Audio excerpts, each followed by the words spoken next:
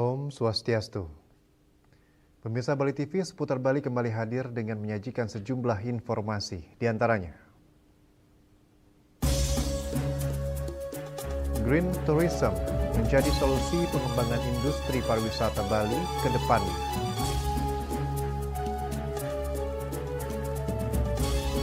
Pansus Pelestarian Seni Budaya DPRD Badung serap aspirasi masyarakat. Jangan lewatkan juga informasi menarik lainnya yang sudah disiapkan tim redaksi kami. Bersama saya Agus Jagatraya, inilah seputar Bali selengkapnya.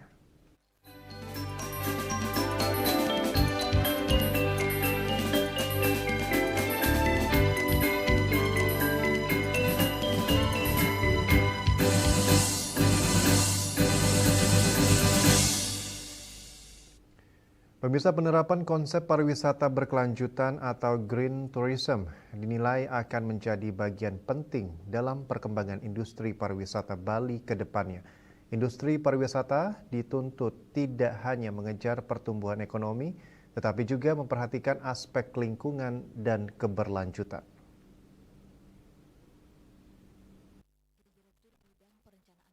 Teknik Negeri Bali, Dr. Iketut Sutama mengatakan, penerapan konsep Green Tourism saat ini masih menjadi bagian dari penelitian yang dilakukan pihaknya terhadap industri pariwisata.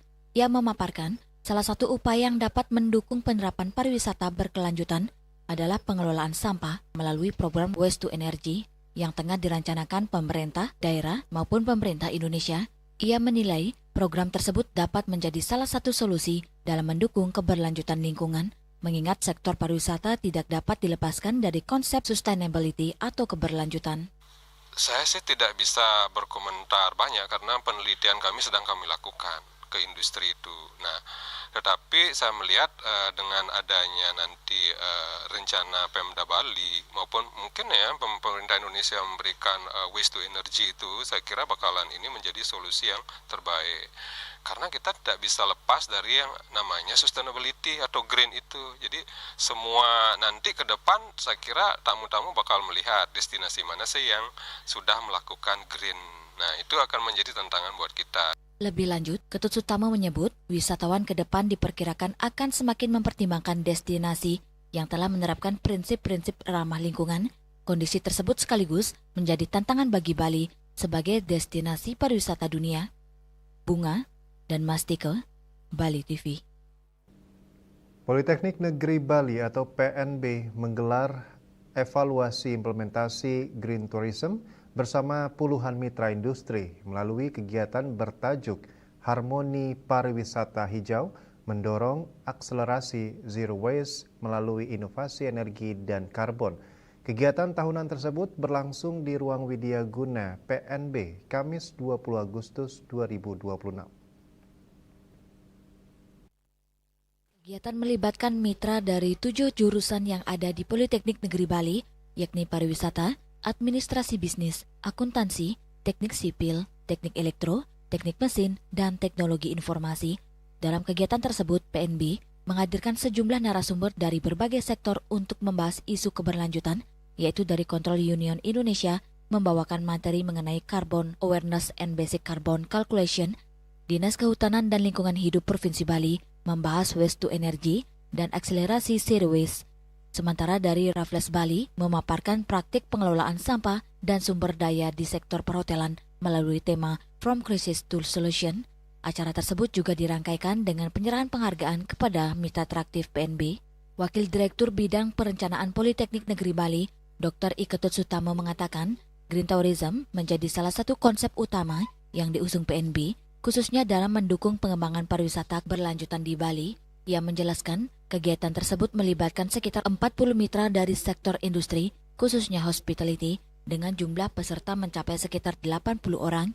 Keterlibatan mitra diharapkan dapat menjadi ruang evaluasi sekaligus kolaborasi untuk melihat berbagai program Green Tourism yang telah diterapkan selama 1 tahun terakhir. Acara hari ini merupakan acara tahunan dari Politeknik Negeri Bali berupa evaluasi pelaksanaan Green Tourism bersama mitra kita. Artinya bahwa Green Tourism itu adalah salah satu payung atau mungkin merupakan satu-satunya ya payung daripada pendidikan di Politeknik Negeri Bali. Jadi Green Tourism konsep kita.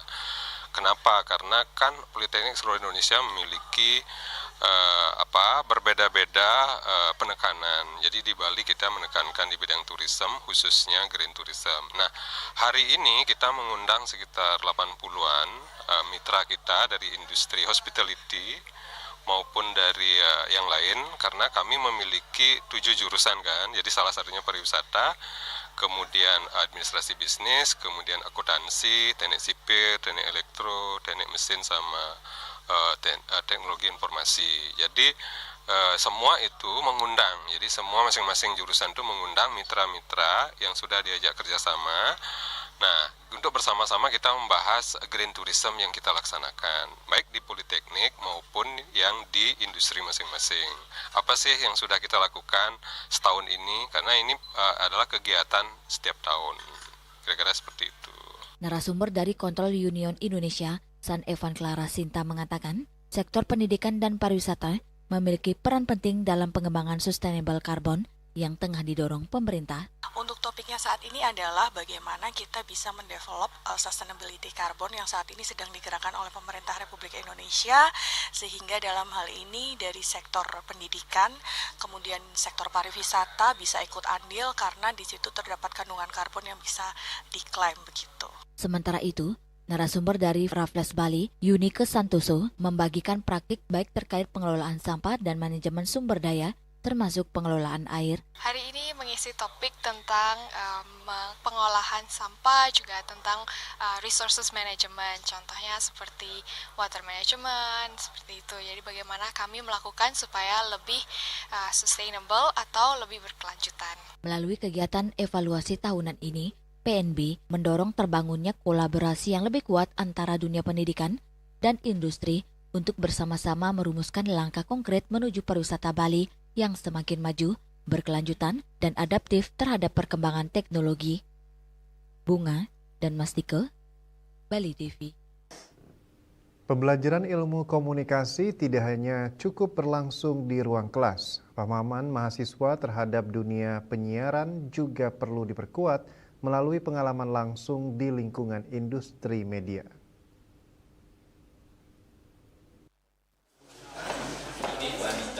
Seperti yang dilaksanakan oleh Program Studi Ilmu Komunikasi Stikosa AWS Surabaya yang menggelar company visit ke Bali TV pada Kamis 20 Agustus 2026, rombongan diterima langsung oleh pimpinan redaksi Bali TV Imade Swece. Kegiatan tersebut menjadi bagian dari program studi ekskursi dan studi benchmarking yang melibatkan mahasiswa dan dosen. Melalui kunjungan ke Bali TV, mahasiswa diarahkan untuk mengenal secara langsung proses produksi serta pembawaan program acara televisi, sehingga materi yang diperoleh selama perkuliahan dapat dipahami dalam konteks praktik industri. Wakil Ketua 2 Stikosa AWS Surabaya, Biswara Yuwa Kristama, mengatakan kunjungan ini juga memiliki nilai edukatif bagi mahasiswa dalam mengenali bagaimana sebuah program televisi diproduksi dan disajikan kepada masyarakat. Pengalaman tersebut dapat menjadi ruang pembelajaran untuk memahami tuntutan profesional di bidang komunikasi sekaligus memberikan gambaran mengenai lingkungan kerja industri penyiaran. Tidak hanya mahasiswa, kegiatan ini juga memberikan kesempatan bagi para dosen untuk melakukan benchmarking. Dengan melihat secara langsung proses kerja di Bali TV, kegiatan akademik diharapkan dapat memiliki keterkaitan yang lebih kuat dengan perkembangan dan kebutuhan industri komunikasi. Jadi kami ingin mendekatkan anak-anak atau anak-anak mahasiswa kami, adik-adik mahasiswa kami ini untuk belajar bagaimana implementasi ilmu yang selama ini di kelas, kemudian dikomparkan di lapangan, dan bagaimana bisa melihat secara langsung produksi maupun sampai berita ataupun tata kelola manajemen media pada saat ini. Nah, kenapa kami memilih Bali TV? Salah satu media yang masih mengangkat tentang budaya, konten yang bersifat budaya, karena tidak semua media dapat berbicara tentang konten budaya. Inilah yang menjadi salah satu kearifan yang dimiliki Bali TV. Agenda ini diharapkan menjadi pengalaman pembelajaran yang mampu memperluas wawasan mahasiswa sekaligus memperkuat hubungan antara perguruan tinggi dan industri media. Agung Santika, Bali TV. Pansus Pelestarian Seni Budaya DPRD Badung serap aspirasi masyarakat. Kami segera kembali dengan laporan.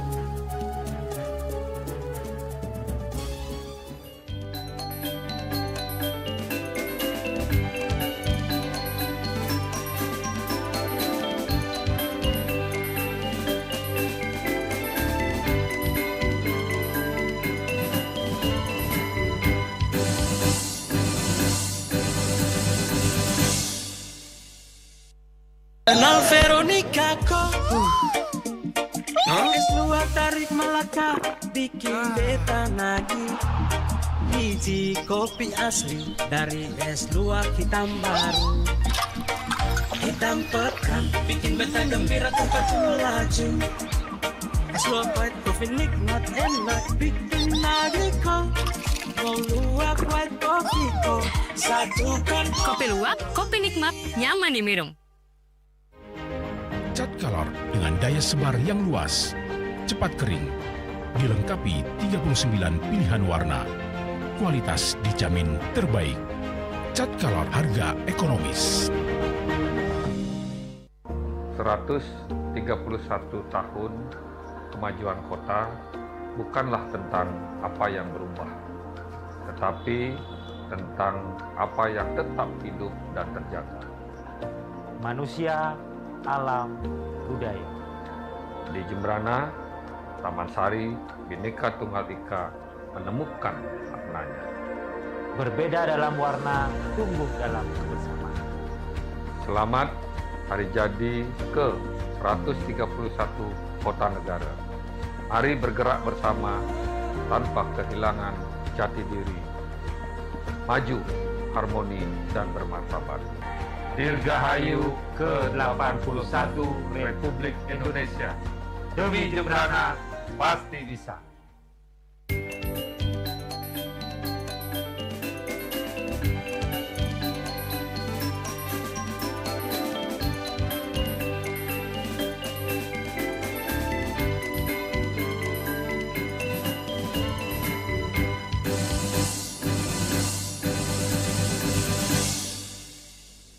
Pemirsa, Pansus Ranperda Pelestarian Seni dan Budaya DPRD Kabupaten Badung menyerap aspirasi berbagai komponen masyarakat terkait penyusunan Ranperda tentang pelestarian seni dan budaya. Ranperda ini merupakan inisiatif DPRD Badung untuk melindungi seni dan budaya Bali sebagai tulang punggung para wisata Bali.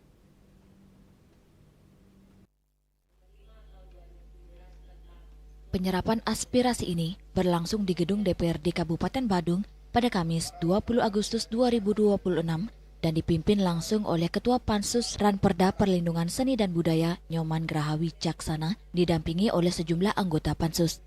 Penyerahan aspirasi dihadiri oleh berbagai komponen masyarakat seperti pelaku seni, budaya, seniman, akademisi, individu maupun organisasi yang bergerak di bidang seni dan budaya termasuk OPD terkait. Penyusunan Ranperda ini dilatar belakangi keinginan untuk melindungi pengembangan, pemanfaatan, dan pembinaan seni budaya yang menjadi daya tarik dan tulang punggung pariwisata Bali atau Badung khususnya. Dalam penyerapan aspirasi tersebut, sejumlah masyarakat memberikan kritik dan masukan seperti dari Listibia Badung yang memberikan saran terkait pengenaan sanksi bagi penyalahgunaan seni agar dirancang dengan hati-hati. Kemudian ada juga usulan perlindungan budaya dan nilai kesakralan agar tidak kehilangan makna dan komersialisasi. Kemudian masyarakat juga mengusulkan adanya lembaga yang melakukan pembinaan bagi individu maupun organisasi yang melakukan pergelaran tidak sesuai pakem. Ada juga usulan program pelestarian melibatkan generasi muda dari sekolah hingga desa adat juga diminta terus dikembangkan.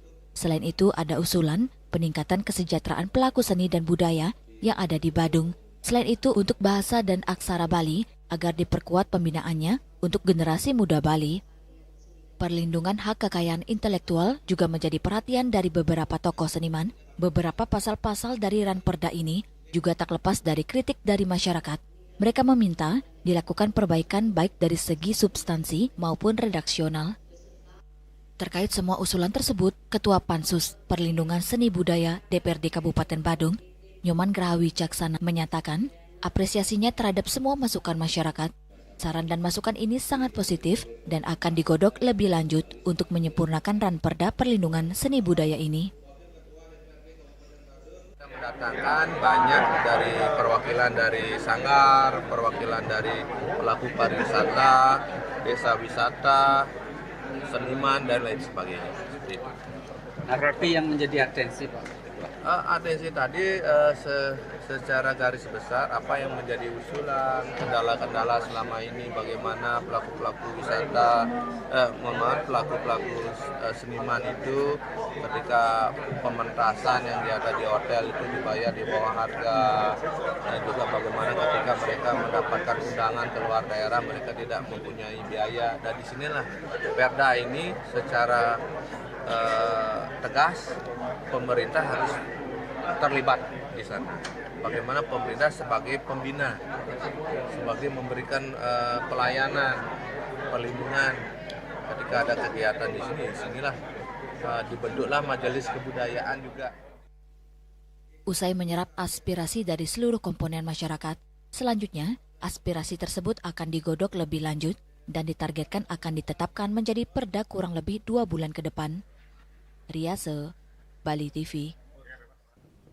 Pemirsa, Bupati Badung Iwayan Adi Arnawa mengambil sumpah jabatan sekaligus melantik 163 pejabat di lingkungan pemerintahan Kabupaten Badung pada Kamis 20 Agustus 2026.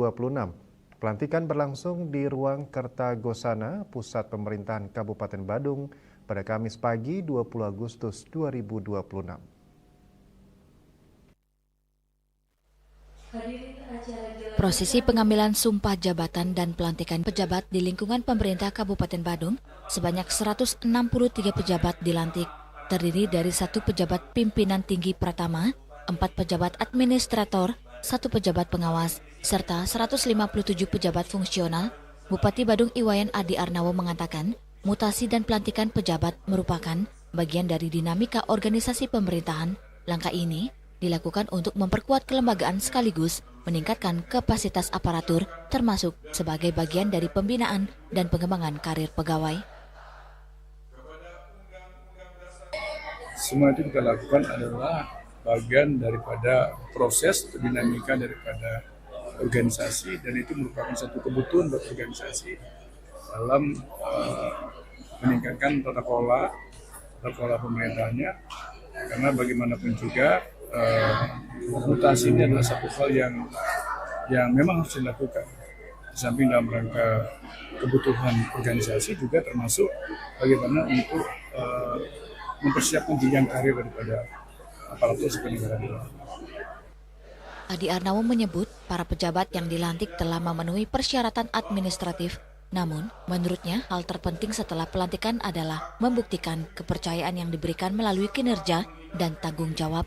Para pejabat diminta menjalankan tugas secara profesional, bertanggung jawab kepada pimpinan, serta memberikan pelayanan terbaik kepada masyarakat. Secara umum saya melihat bahwa dari beberapa pejabat yang diambil sumpah dan dilantik tadi adalah pejabat yang secara administratif sudah memenuhi syarat untuk dilantik, dan tentu saya akan tinggal menunggu sekarang dari kepercayaan yang kami berikan kepada yang bersangkutan mengemban tugas beberapa jabatan-jabatan yang ada di bawah ini, itu harus dibuktikan dan dilakukan dengan cara mempertanggungjawabkan kepada saya selaku pimpinan, masyarakat, dan termasuk kepada Tuhan. Sehingga benar-benar nanti apa yang menjadi kewajiban dia selaku pejabat ini benar-benar bisa diimplementasikan dalam rangka memberikan pelayanan kepada masyarakat. Bupati Arnawa juga mengingatkan, jabatan bukan sekedar posisi struktural, tetapi amanah yang harus diwujudkan melalui pelayanan publik yang nyata. Pelantikan 163 pejabat ini diharapkan mampu memperkuat kinerja birokrasi Pemkat Badung, sekaligus mendorong terwujudnya pelayanan pemerintahan yang semakin efektif dan responsif terhadap kebutuhan masyarakat. Winata, Bali TV. Ya, pemirsa, terkait dengan berita dari pemerintah Kota Denpasar, Wali Kota Denpasar I Gusti Ngurah Jaya Negara memimpin upacara pelantikan dan pengambilan sumpah jabatan kepada para pejabat pimpinan tinggi Pratama, pejabat administrator, serta pejabat pengawas di lingkungan pemerintahan Kota Denpasar, di mana langkah ini dilakukan untuk memperkuat kapasitas kelembagaan di lingkungan pemerintah Kota Denpasar untuk meningkatkan kualitas pelayanan publik di Kota Denpasar.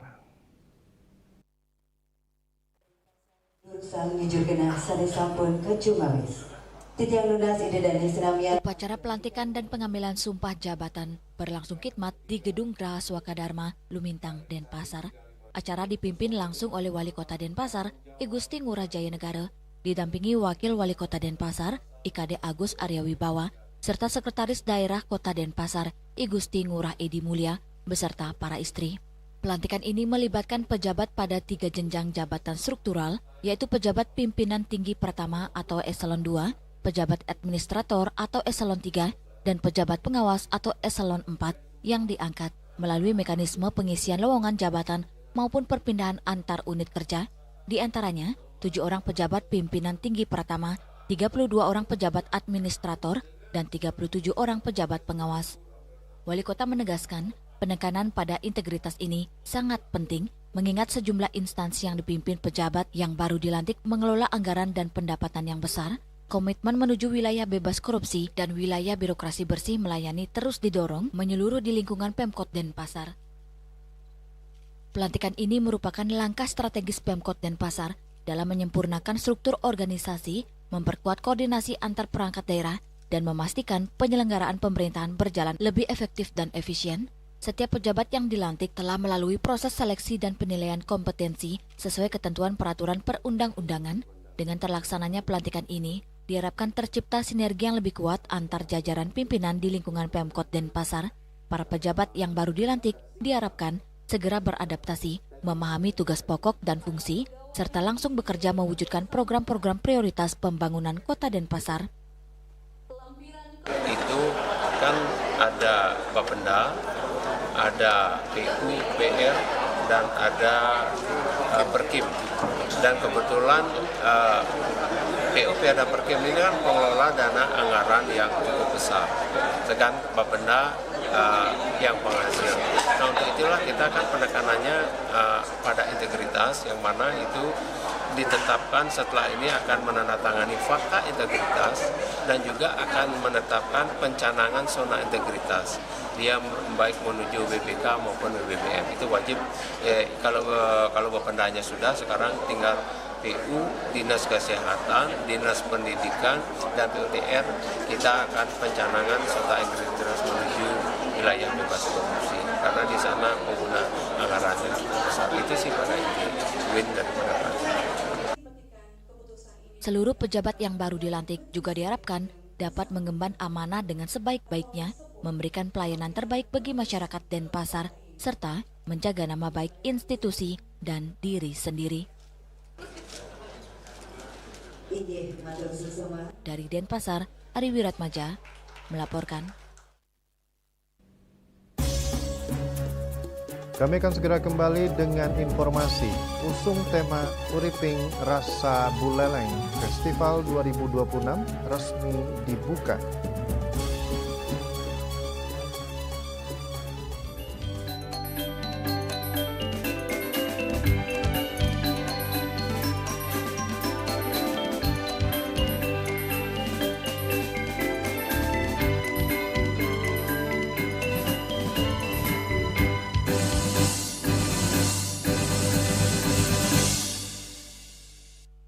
Kenal Veronica kok Es luar tarik Melaka bikin beta nagih. Biji kopi asli dari es luar hitam baru. Hitam pekat bikin beta gembira tempat melaju. Es luar pahit kopi nikmat enak bikin nagih kok. Mau luar white kopi kok satukan. Kopi luwak, kopi nikmat, nyaman diminum. Cat kayu dan besi.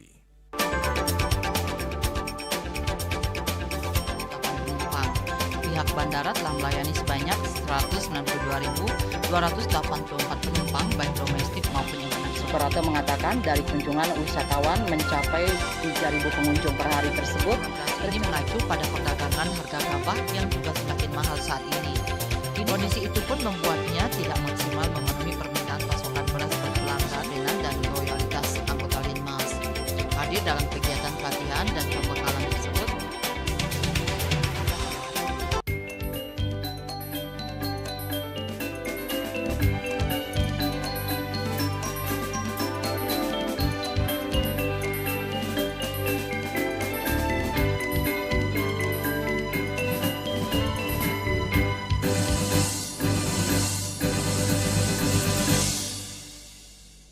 Pemirsa, di mana Buleleng Festival 2026 resmi dibuka oleh Gubernur Bali Wayan Koster. Wayan Koster di kawasan Praja Mandala Singa Ambara Raja Selasa malam, di mana festival yang mengusung tema Uriping Rasa ini berlangsung selama 6 hari hingga 23 Agustus 2026. Acara yang berlangsung selama 6 hari ini juga disampaikan oleh Wayan Koster selaku Gubernur Bali untuk mempercepat dan mendorong terus infrastruktur pembangunan di Kabupaten Buleleng.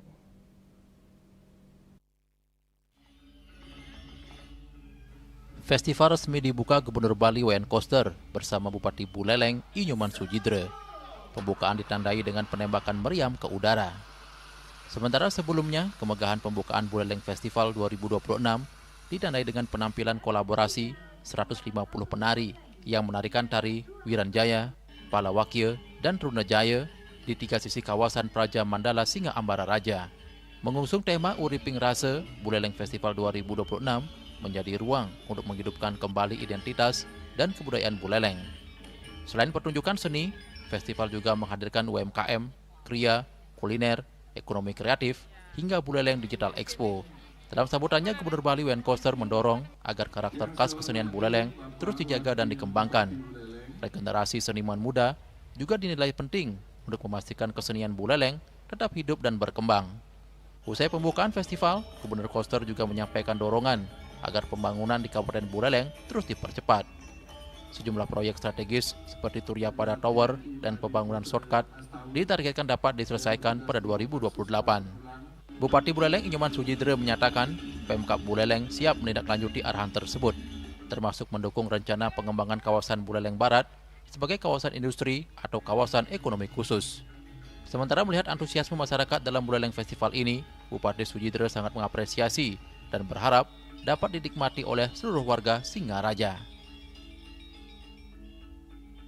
Melihat antusiasme masyarakat sangat luar biasa, padat sampai tidak bisa jalan. Dan tapi mereka yang kita perlu banggakan pada masyarakat Buleleng adalah mereka sangat tertib. Masyarakat Buleleng disiplin, tertib, sehingga semua kegiatan pembukaan bisa berjalan dengan lancar. Ini ke depan menjadi catatan bahwa kejadian-kejadian yang lalu itu tidak mempengaruhi masyarakat Buleleng untuk hadir di Buleleng Festival ini. Ini luar biasa. Menurut Bupati, sinergi pemerintah daerah dengan pemerintah Provinsi Bali dan pemerintah pusat menjadi kunci percepatan pembangunan. Pengembangan infrastruktur dan kawasan industri diharapkan mampu membuka lapangan kerja sekaligus mendorong pertumbuhan ekonomi dan kesejahteraan masyarakat Buleleng. Di akhir kegiatan, Gubernur Koster bersama Bupati Sujidre dan jajaran meninjau sejumlah produk UMKM yang dipamerkan dalam rangkaian Buleleng Festival 2026. Yasri Yuli, Bali TV. SMK PGRI 5 Denpasar memperingati hari ulang tahun ke-22 pada Rabu 19 Agustus 2026. Mengusung tema Grow Together, Shine Forever, momentum tersebut menjadi refleksi perjalanan sekolah sekaligus komitmen untuk terus berkembang dan semakin dipercaya masyarakat.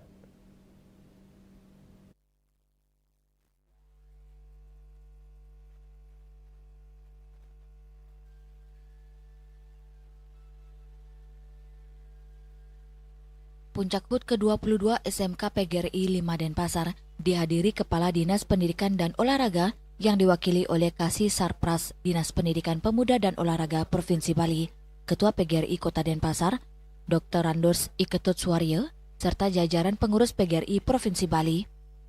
Kepala SMK PGRI 5 Denpasar, Nuning Kurniawati mengatakan, tema tersebut memiliki makna penting bagi seluruh keluarga besar sekolah. Menurutnya, pertambahan usia harus diikuti dengan semangat untuk tumbuh bersama, memperkuat kolaborasi, meningkatkan kualitas pendidikan, serta memberikan manfaat bagi masyarakat. Ia berharap ke depan SMK PGRI 5 Denpasar tetap menjadi sekolah yang diminati dan dipercaya masyarakat. Untuk mewujudkan hal tersebut, sekolah terus melakukan berbagai upaya peningkatan mutu, mulai dari sarana dan prasarana hingga kualitas tenaga pendidikan. Nuning menegaskan, guru juga diberikan kesempatan untuk meningkatkan kompetensi melalui berbagai kegiatan seperti pendidikan dan pelatihan, seminar, maupun kegiatan pengembangan keterampilan lainnya. Sebagai sekolah vokasi, adaptasi terhadap perkembangan teknologi juga menjadi perhatian. Dalam sambutan HUT ke-22, Nuning menyampaikan bahwa perkembangan teknologi digital dan kecerdasan buatan AI harus dimanfaatkan sebagai peluang untuk meningkatkan kualitas pendidikan. Ia menegaskan, HUT ke-22 bukan sekedar perayaan bertambahnya usia, tetapi menjadi momentum untuk memperkuat kebersamaan dan menatap masa depan.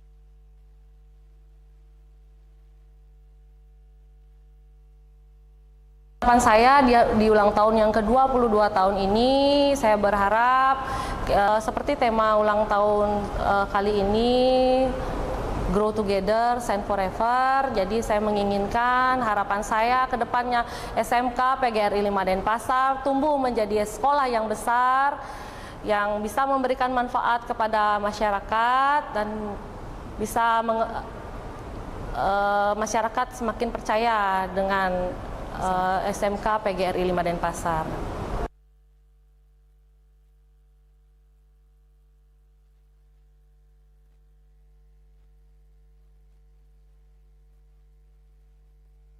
Sementara itu, Ketua Komite SMK PGRI 5 Denpasar, Wayan Daryo Kusumo memberikan apresiasi terhadap perkembangan sekolah selama ini.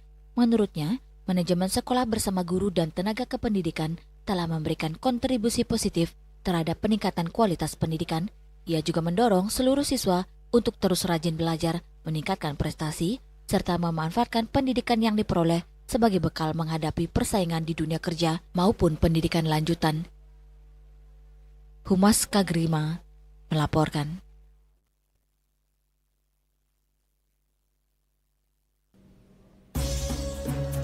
Dalam pleidoinya, terdakwa Tommy Triantna Wirya minta agar dibebaskan. Kami segera kembali dengan informasinya.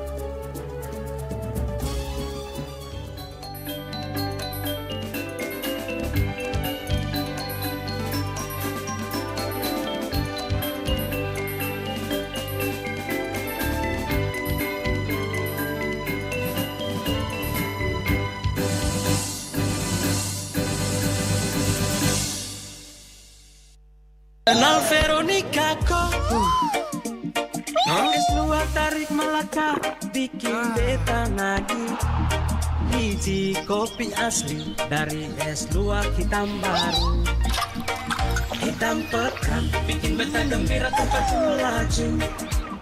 Es luar white kopi nikmat enak bikin nagih kok. Mau luar white kopi kok satukan. Kopi luwak, kopi nikmat, nyaman diminum.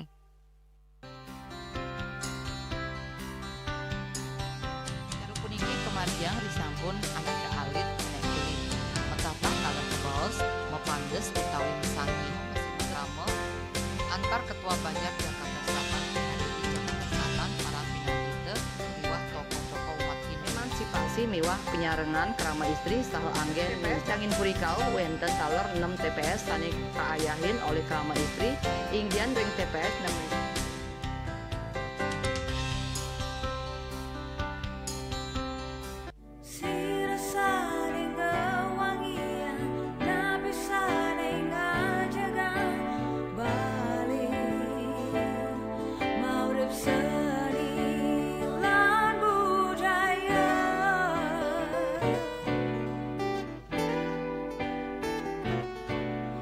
Sami pina kemayatnya balik ke lokah kedua negara Sami seantukan taksu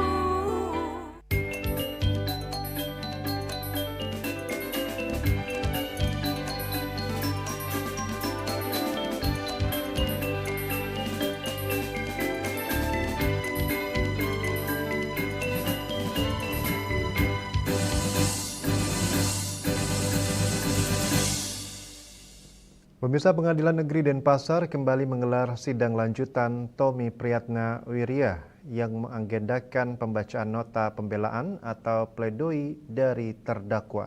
Dalam pembelaannya diungkap bahwa terdakwa adalah diduga korban kriminalisasi, tidak terdapat hasutan pada unggah poster di akun media sosial terdakwa dan meminta majelis hakim membebaskannya.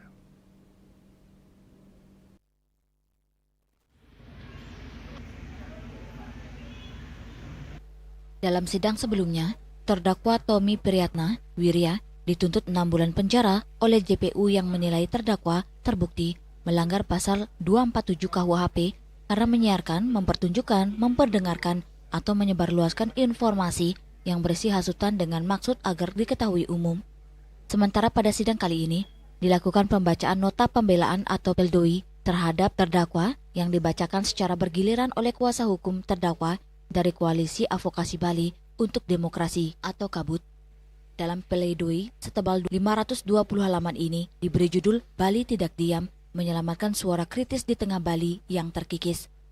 Diungkap terkait unggah poster pada akun media sosial Instagram Bali Tidak Diam terdakwa pada 29 Agustus 2025 merupakan ajakan konsolidasi yang menyepakati berlangsung aksi damai pada 30 Agustus 2025 di depan Polda Bali. Aksi damai 30 Agustus 2025 merupakan bentuk solidaritas terhadap Afan Furniawan 21 tahun yang meninggal setelah terlindas kendaraan taktis polisi dan kritik terhadap pemerintah dan bukan merupakan hasutan. Terjadi keributan usai aksi berlangsung tidak ada kaitannya dengan poster yang diunggah terdakwa di media sosial. Selain itu, terdakwa menjadi korban kriminalisasi karena diduga mengalami aksi kekerasan saat menjalani pemeriksaan di penyidik dan penetapan sebagai tersangka dinilai cacat hukum. Dalam beberapa keterangan saksi yang dihadirkan dalam persidangan menyebutkan mereka hadir pada aksi damai tersebut semata-mata merupakan spontanitas atas kondisi pemerintah saat itu dan bukan merupakan ajakan dari terdakwa. Bahkan, terdapat beberapa saksi dalam keterangannya tidak mengenal terdakwa dan mencabut keterangan di BAP. Untuk itu, kuasa hukum meminta majelis hakim membebaskan terdakwa. Rai Suantara, Bali TV. Wakil Menteri Kesehatan Benyamin Paulus Octavianus mengatakan pelayanan kesehatan di wilayah terdampak gempa bumi Flores, Nusa Tenggara Timur masih dalam kondisi terkendali.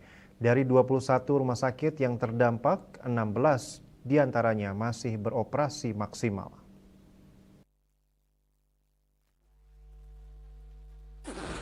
Wakil Menteri Kesehatan Benyamin Paulus Octavianus mengatakan pelayanan kesehatan di wilayah terdampak gempa bumi Flores, Nusa Tenggara Timur masih dalam kondisi terkendali.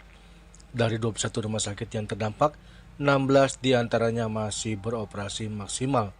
Benyamin mengatakan 4 rumah sakit lainnya mengalami gangguan tetapi masih dapat digunakan untuk memberikan pelayanan kepada masyarakat. Sementara 1 rumah sakit mengalami kerusakan total sehingga tidak dapat beroperasi. Menurutnya pemerintah langsung melakukan pemetaan fasilitas kesehatan setelah tiba di Flores pada Sabtu 15 Agustus 2026 malam hari. Penanganan dilakukan secara lintas sektoral sesuai arahan Presiden Prabowo Subianto. Rusak total. Jadi kita bikin rumah sakit darurat sehingga hari ini rumah sakit darurat itu dibangunnya cuma perlu sekitar 5-6 jam, jadi hari ini sudah bisa dipakai. Sudah bisa. Jadi itulah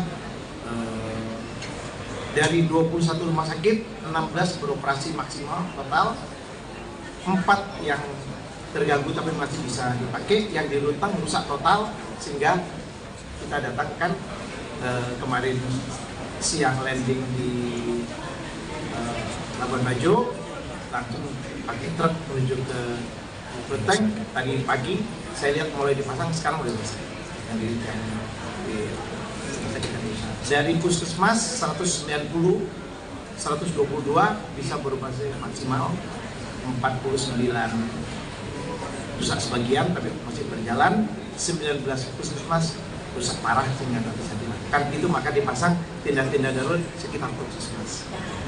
Angka kira yang membutuhkan pertolongan karena fraktur dan cedera kepala sampai kemarin itu 79, tapi saya kira itu akan naik terus ya, nah itu kan selalu berkembang dengan ditemukannya kasus. Tapi pelayanan dalam keadaan terkendali. Meski demikian, Wamenkes memastikan pelayanan kesehatan di wilayah terdampak masih terkendali. Pemerintah juga menyiapkan tim medis lengkap dengan peralatan untuk diterjunkan ke lokasi yang membutuhkan. Dari Jakarta, Julius Wate dan Ketut Sumadiasa melaporkan.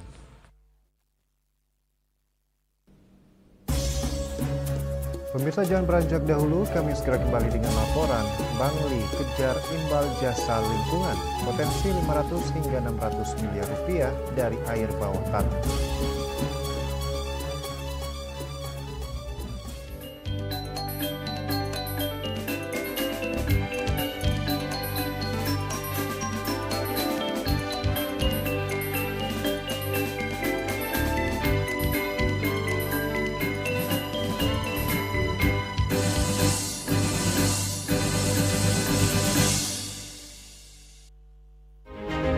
Cat Color dengan daya sebar yang luas, cepat kering, dilengkapi 39 pilihan warna.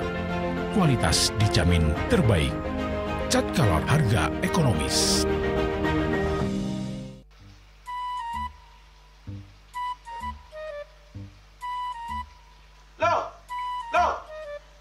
Nyai bengongen.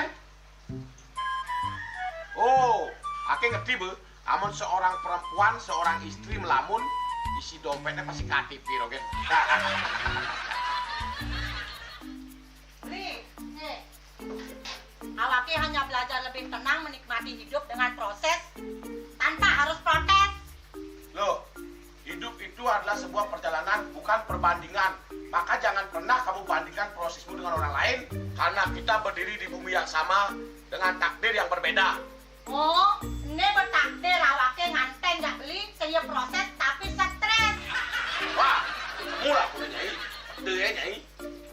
Ini pijit tangan lu. Sakit kaki awak-awake. Apa? Mau pijat kata? Oh, mau pijat. Bawayan kayak dirungi matajan metuakan. Dan ini subane gelam kokene awake ni makatang lo. Awake ni makatang. Awake sing kodak, awake sing idawak kenjang, sing idawak mijat. Loh, beli pergi karena tugas, pulang demi beras. Lelah itu wajar, tapi menyerah bukanlah jalan keluar. Semangat kone ngopi, kone ngama, wakilnya berceramah, jadi kayak presiden. Cuma sebelum lagi sih, pencipta wakil.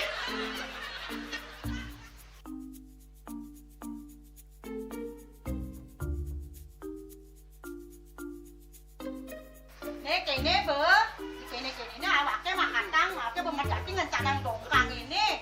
Oh, kadang timpalnya jadi makatang. Ngajak ke saya dirungi wayan. Ini, ayo kemana jangan bicaranya nih lo. Ini siap bicekan awake jangan beli, langise ane jangan. Wah, si lagi sini ada ngorek tempe semangat aja kangon. Melang saya beli ngomong, ini madan minyak gana pati. Aduh, sudah lo, bersegel beli lo. Pemelan nih. Pemelan, jangan nggak dikasat lagi sini. Apa dikasat lagi sini lo? Coba tinggalin. Nih di HP ini nak ada beli.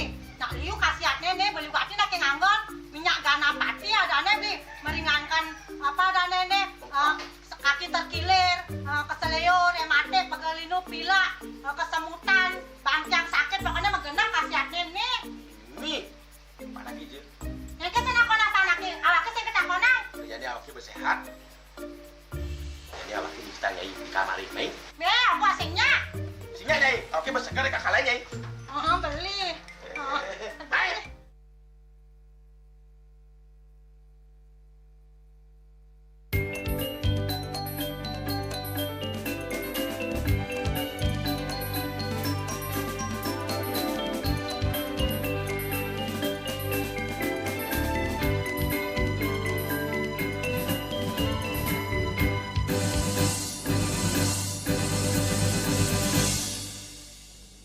Pemirsa, pemerintah Kabupaten Bangli terus mendorong realisasi skema imbal jasa lingkungan dengan kabupaten kota di Bali yang selama ini menerima manfaat dari sumber daya alam Bangli, khususnya air. Bupati Bangli menyebut kajian mengenai skema tersebut telah disusun secara komprehensif dan berpotensi memberikan pemasukan hingga ratusan miliar rupiah bagi Bangli.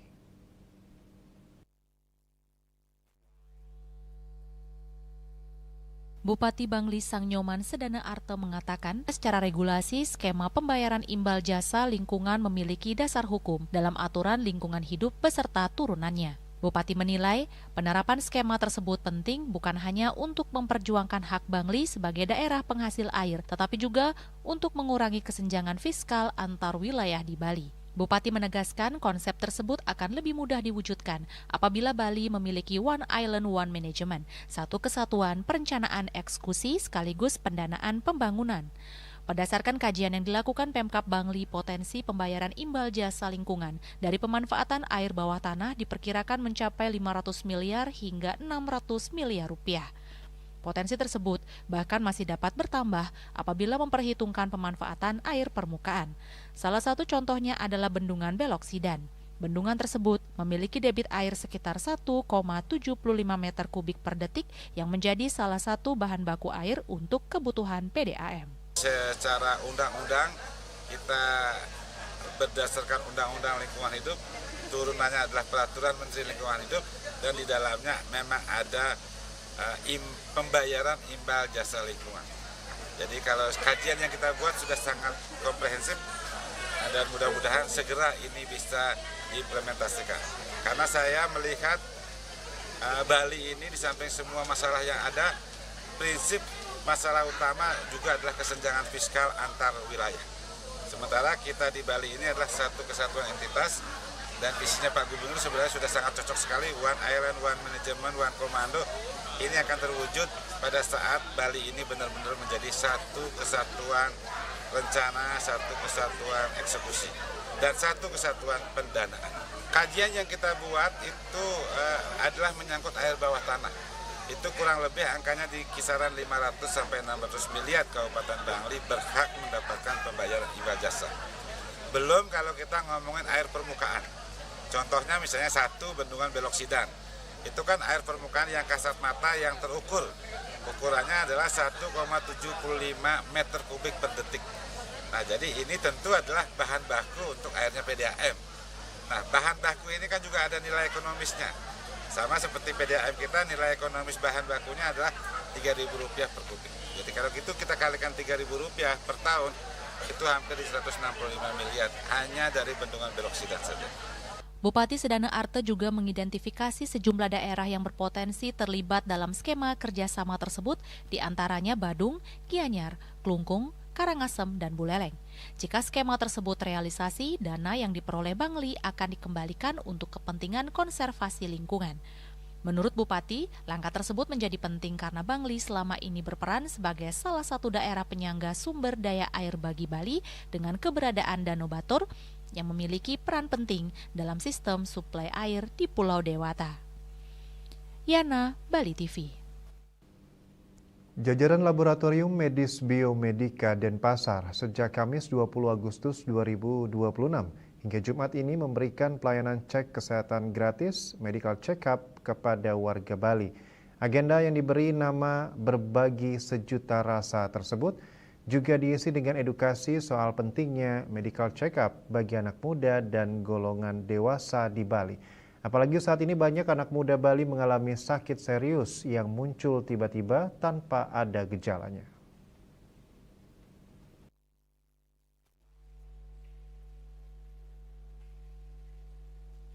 Ahli penyakit dalam Dr.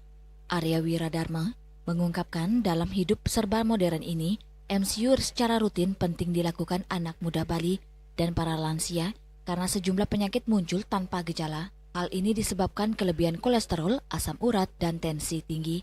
MCU inilah sebagai gawang terdepan mendeteksi penyakit sehingga tepat cara penyembuhannya. Ia mengakui saat ini banyak anak muda Bali yang mengalami obesitas, tensi tinggi, bahkan prediabetes karena pola makan yang tidak seimbang, banyak minum dan makan di kafe, namun tidak mengetahui kandungan bahannya yang justru bisa merusak tubuh seperti kopi, gula tinggi, dan makanan berlemak setiap hari, ditambah lagi jarang berolahraga. Hal ini akan menumbuhkan asam urat berlebih, kemudian menjadi krista dan berpotensi mengalami gagal ginjal. Jadi satu, banyak masyarakat kita memiliki persepsi bahwa tubuh yang tubuh jika tidak ada merasa sakit itu masih merasa sehat saja. Padahal dalam tubuhnya itu siapa tahu ada yang sudah menderita kolesterol tinggi, atau sudah menderita prediabetes, ataupun sudah menderita sebenarnya hipertensi. Ya, jadi kasus obesitas pada anak muda sekarang itu pertama tentu saja dipengaruhi oleh mungkin kurangnya aktivitas pada usia muda atau sedentary lifestyle seperti itu. Owner yang juga dirut PT Biomedika Mandiri Jaya yang mengelola laboratorium medis Biomedika, Budi Harsono Wanandi, mengungkapkan aksi berbagi sejuta rasa ini dilakukan rutin setiap bulan guna memberi nilai manfaat bagi warga Bali, tidak saja soal kesehatan, namun juga soal edukasi perilaku hidup sehat dan pentingnya peran orang tua dalam menjaga hidup sehat keluarga. Di usia ke-44 tahun, Laboratorium Medis Biomedika dikatakan terus berinovasi dan meningkatkan SDM dokter dan para medisnya termasuk alat medis yang unggul. Yang dilakukan ya dengan selalu berinovasi. Kalau kita tidak berinovasi, kita tidak dapat membuahkan hasil yang optimal. Kita harus mengikuti zaman. Terus untuk menjaga kualitas apa yang dilakukan Pak?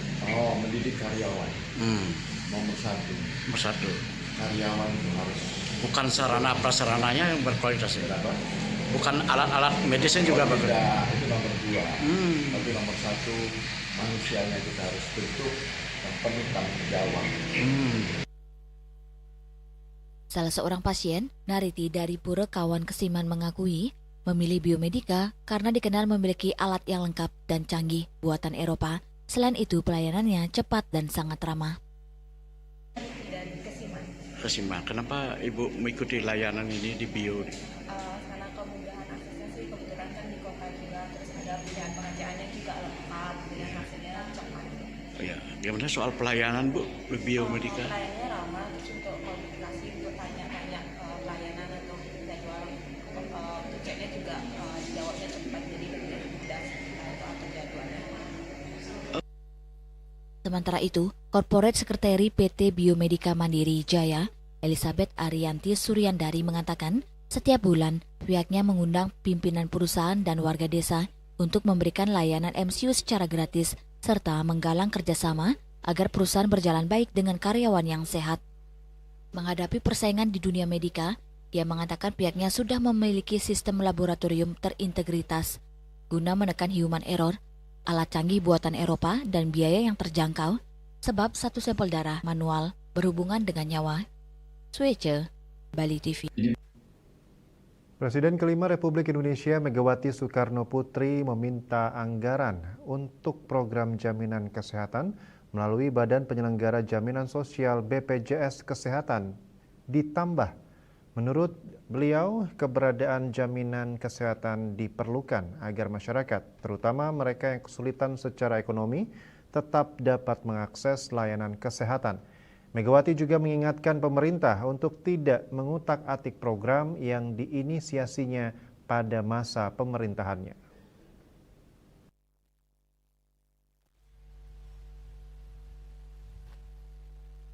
Presiden kelima Republik Indonesia sekaligus Ketua Umum Partai Demokrasi Indonesia Perjuangan Megawati Soekarno Putri menyampaikan kritik keras terkait kebijakan jaminan kesehatan melalui Badan Penyelenggara Jaminan Sosial BPJS. Hal itu dikemukakan Megawati saat menghadiri upacara peringatan kemerdekaan RI ke-81 di Jakarta pada Senin 17 Agustus. Megawati mengatakan keberadaan jaminan kesehatan sangat diperlukan agar masyarakat, khususnya masyarakat kurang mampu, tetap dapat mengakses layanan kesehatan.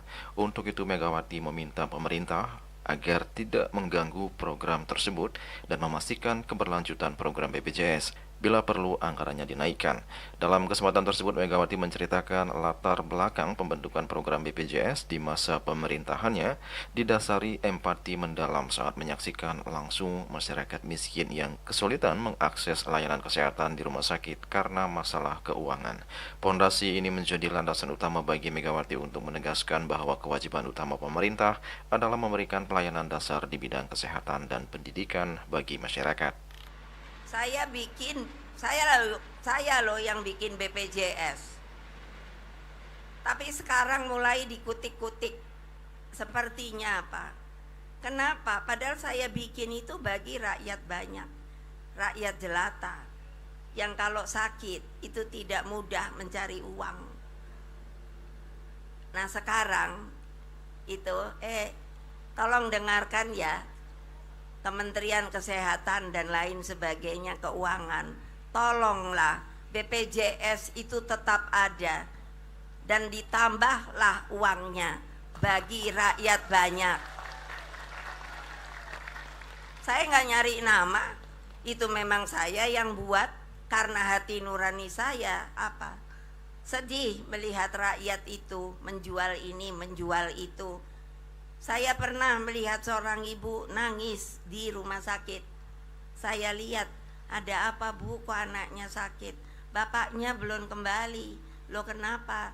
Cari duit Bu, ini sudah mesti diberi duit. Kalau tidak bisa masuk. Coba bayangkan, dari situ saya bisa belajar.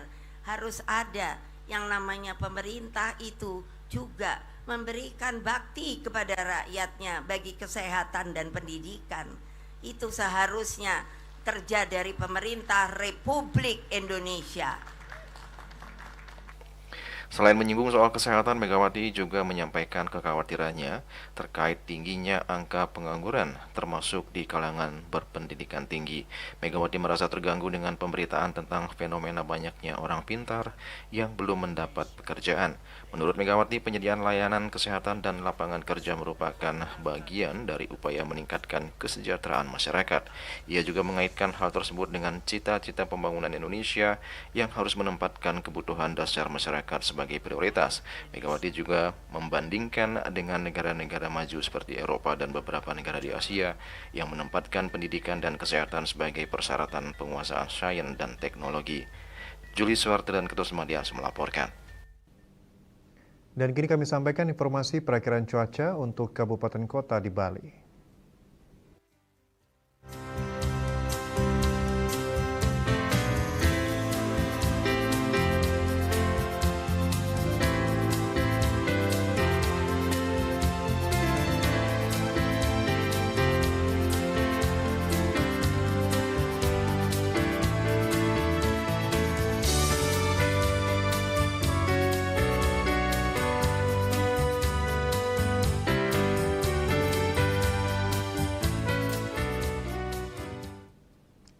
Seputar Bali bersama Minyak Apun Ganapati, Usada Bali Keluarga Sehat. Update terus informasi Anda dengan subscribe dan like YouTube channel Bali TV @News Bali TV. Mewakili redaksi yang bertugas, saya Agus Jagat-Raya pamit undur. Terima kasih atas perhatian Anda dan sampai jumpa. Om Santi Santi Santi Om.